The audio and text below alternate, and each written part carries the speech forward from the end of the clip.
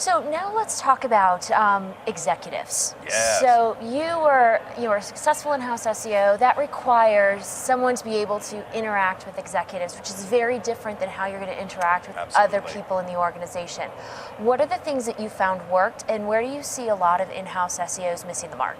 All right, so first and foremost, get your vocabulary sorted out. You need to know what the words of the day are, all right?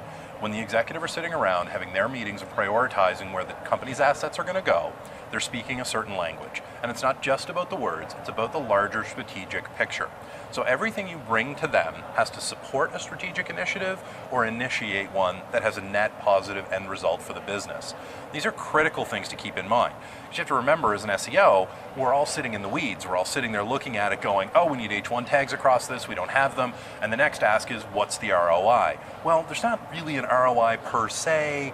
You can stop talking now because I've stopped listening now. So what you need to do is a couple of things. One, you need to package stuff together. You need to have that conversation at the level they understand.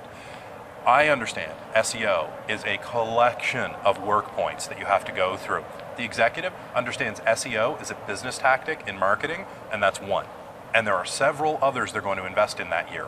So talk to them at that level. Talk to them about the simplified version of SEO. So how do I actually go into this room and in 5 minutes tell them SEO is important? Talk to them about potential return on investment. Talk to them about the number of hours it will take to accomplish work. So you're going to need to do some planning in advance to know, look, if I ask for this, engineering will take this long to do it. That means this many man hours, which translates to this much money. So you have to have all of those facts in hand so that you can go and build out the 25, the 45 slide presentation and then condense the entire thing into one slide, because that's what you got time for with these guys. And you can do it. It's a large part of my life, trust me. I didn't think it could be done, and it can be done. So that's really, really critical that folks do that. And where I think folks are kind of missing the opportunity here is in partnering within the organization, all right? Typically what will happen is the SEO group doesn't necessarily own a product, but they're tasked with making the product better. So what you need to do is position yourself with the product owner and make sure that you make them the hero. I'm going to do work. I need you to back that work. Here's the result you will get from that. What are your goals this year?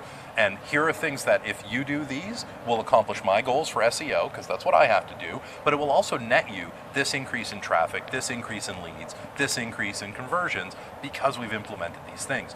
If you take that path and partner with those guys, they become the champions. They're the ones that sit at that same executive meeting with you and they say, oh yeah, you know what? I'm going to second investing in that because it pays dividends here and here. And then another voice at the table says, hey, I'm going to third that because I get wins here, here, and here. And then suddenly it's other groups sitting around the table saying, whoa, hang on a second. We don't have enough time for all of that. We can't possibly do all of that. Great, hire some more engineers.